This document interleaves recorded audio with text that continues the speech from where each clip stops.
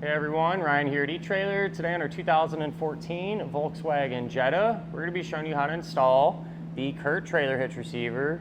Before we do that though, let's just take a minute, we'll check this one out and make sure it's going to work for you. So by having a trailer hitch on the back of your Jetta, it'll help open up your opportunities on what you're going to be able to do. You know, be able to use a lot of different types of accessories. It seems like bike racks are real popular to put back here. And with that in mind, there are a couple hitches available for the Jetta, and what one is going to be best for you really just depends on how you plan on using it. This CURT hitch is going to be different in a couple of ways compared to the Eco hitch that's available. And one of the differences is going to be that the CURT one has the smaller 1¼ by 1¼ receiver tube opening. So if you only really plan on using, say, one smaller bike rack or already have an 1¼ by 1¼ accessory, this would probably work out real well for you. And the CURT hitch that we have is also going to be pretty much completely visible for the most part. You know, you're going to be able to see the cross tube and everything. On the Jetta though, with it being so low to the ground and the hitch sitting a little further back, it isn't too terribly noticeable, at least in my opinion. Now with the Eco hitch, that one's going to have the larger 2" by 2" opening. And because of that, it's going to be a little bit more versatile. You know, quite a few more accessories will work out with it. So if you're unsure what you're going to be doing or would maybe like to change things up, you know, as you own the vehicle, that might be better suited. And it's also going to have a little bit more of a hidden appearance. That Eco hitch will sit up kind of behind the fascia, and really the only thing you're going to be able to see is that receiver tube opening. Again, so if the appearance is really what you're after, you don't want something that you can see, that would be a great option. The hitch is going to use the 1/2" size pin and clip. Keep in mind though, one doesn't come included with it. If you need one, not a big deal. You can always get it here at eTrailer. A lot of times too, if you end up buying a new accessory, they'll come with one. Something to look out for there. The safety chain openings are plate style and large enough to allow you to use pretty much any size hook. As far as the weight capacities go, the hitch is going to have a 200-pound maximum gross tongue weight rating, which is the amount of weight pushing down on the hitch. So that's good for those 1 and 2 bike racks, you know, to give you an example there. As far as the maximum gross trailer weight rating goes, that's going to be 2,000 pounds, or the amount of weight pulling on the hitch. And with all that said, I do always like to recommend, it's always a good idea just to grab your Jetta's owner's manual. That way you can check in there and make sure that your Volkswagen can handle that amount of weight safely. We'll grab a couple of measurements now, and these will help us figure out what type of accessories will work best. So if you go from the ground to the top inside edge of the receiver tube opening, taking into account the lift that we're parked on, that's going to be about 10 inches. So if it were me and I was going to go out and buy something new, I would probably try to get something that has a rise in the shank, just to give you a little bit more ground clearance back here. And if you go from the center of the hitch pin hole to the edge of the rear bumper, that's going to be about 5 inches. And you can use that to help figure out exactly if any of those folding type accessories that you might have can be stored in that upright position without hitting the back of your Jetta. I do want to mention too, this is going to work with the sedans like we have here today, as well as the wagons, unless you have a TDI model. The hitch is not going to be compatible with those TDIs. The good news is that Eco hitch that we talked about, that will work with the TDI and the regular gas model Jettas. So if that's what you got, might be worth looking into as far as that goes. As far as the installation, it's really not super complicated per se. There's kind of a handful of steps that you're just kind of all over the place, right? A couple of different types of hardware and things like that, but it's really not too hard.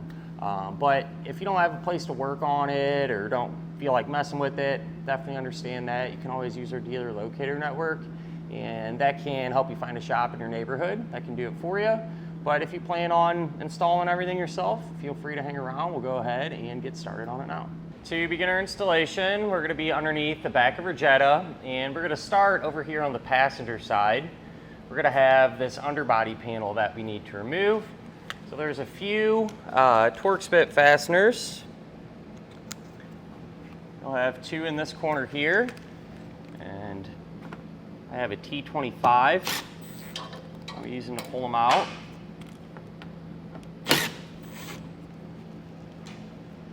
Then one right there.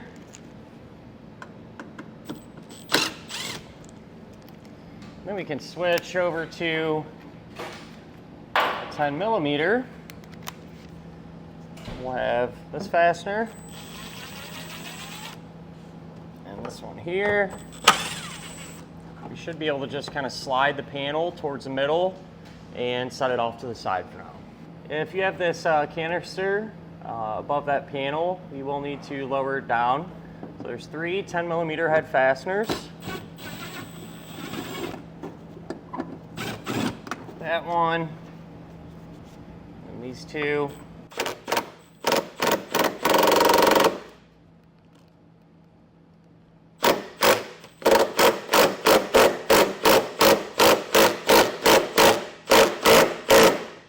With how rusty this one is, I'll probably come back with a hand tool and run it out so I don't break it.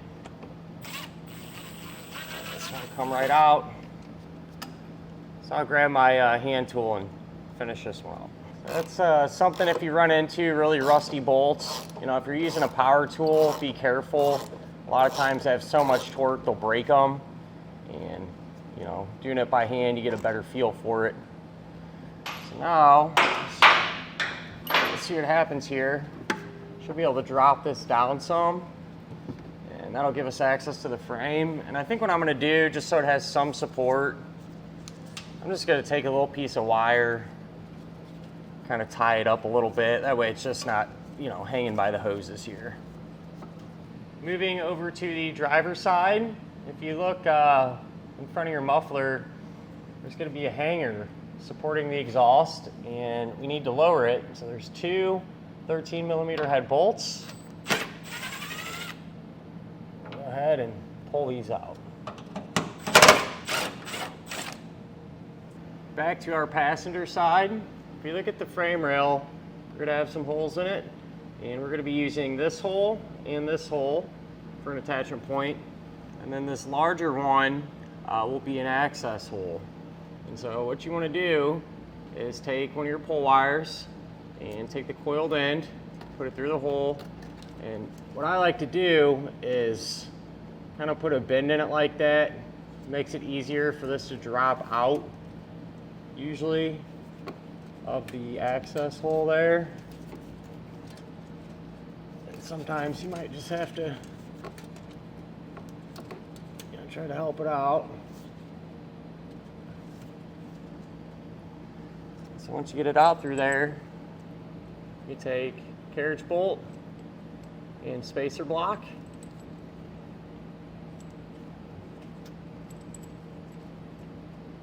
And thread the bolt onto the fish wire.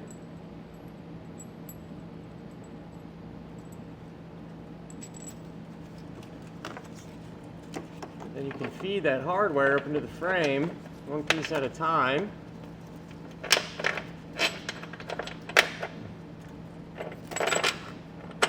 Pull on it until it comes out. And do the same exact thing for this attachment point here.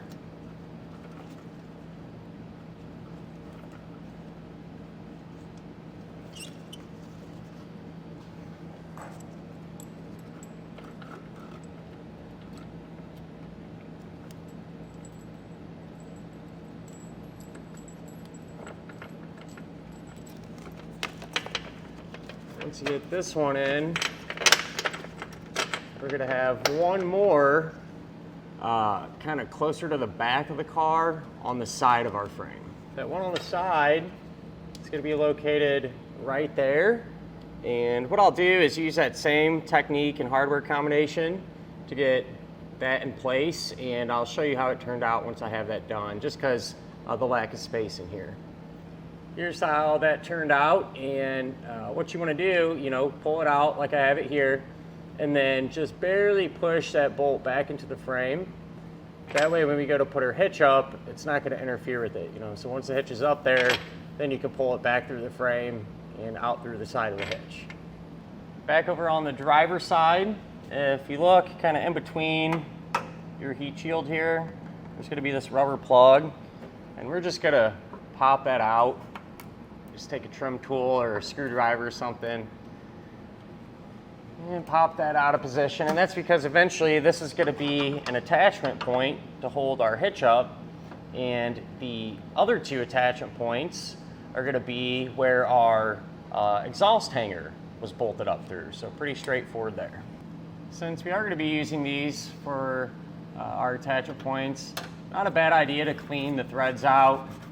I'm just using a tube brush, and you can put some penetrating oil up in there if you want, just to get that junk out of there. And then how it'll work, the hitch will go up, your exhaust bracket will go up, and then you're going to have two of these bolts that are just going to thread directly into those weld nuts.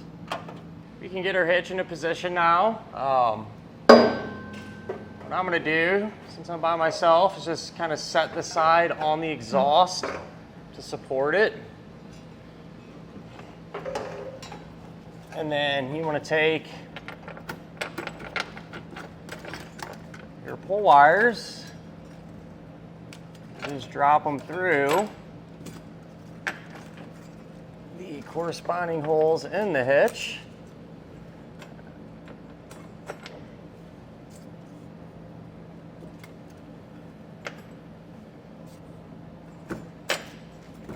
Get the one on the side here too. And then we'll just start to raise this up into position.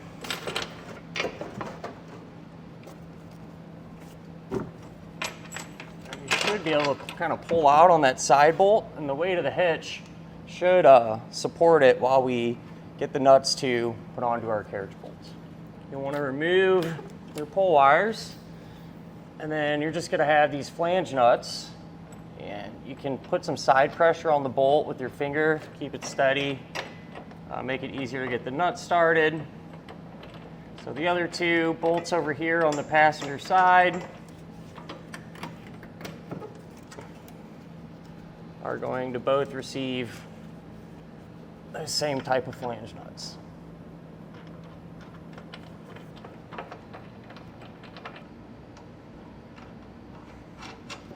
We got our hitch lined up over here on the driver's side, and we'll just rotate that bracket, take that hardware that we talked about, and get both of these started hand tight. While all the hardware underneath is still loose, if you remember that plug that we pulled out from the driver's side, that's also going to be an attachment point, but we have to get in from it from the top side. So open up your trunk, lift up your floor coverings, and we'll have to get our spare tire out of the way so we can see what we're working with here. There's a opening where we push that grommet through, and it might be kind of tricky to see, but the opening in the hitch is right there, and that's where our bolt is going to drop down through. So this is what you have to work with. It's this big plate and a bigger carriage bolt that's going to sit in there like this. We want everything to stay sealed up though, so I definitely recommend getting some RTV gasket maker or silicone, and I'm going to put a nice bead around this here. And then we'll make sure the bolt goes through the hitch.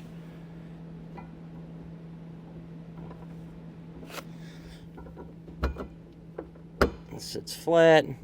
And then eventually too, once we put the nut on the bottom and tighten everything up and whatnot, I'll probably come back in here and just pile up some more silicone just to be on the safe side.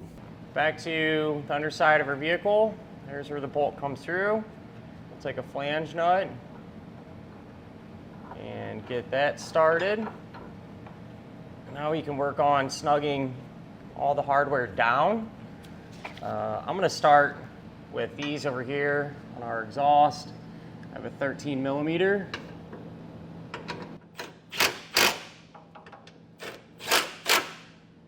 And for this one, you can change out to a 3/4 inch socket. For the hardware over on the passenger side, you can use an 11/16 size socket.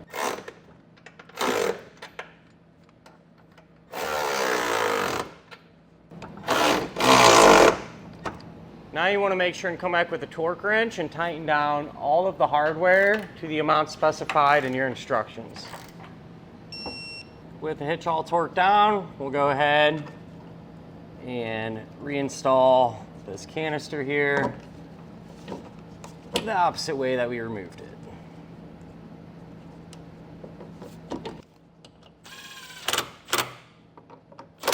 We can trim out our underbody panel now.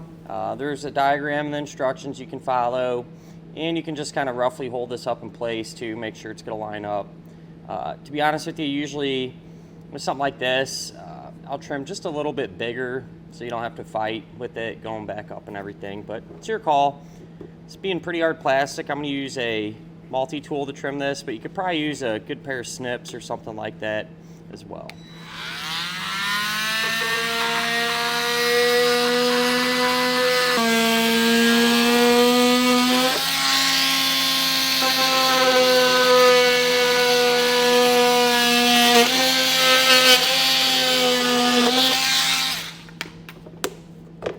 Now that we got this trimmed out, we should be able to slide it into position here, get everything lined back up,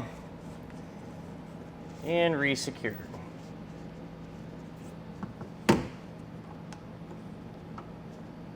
Back up top, reinstalled our spare tire, got all that resituated.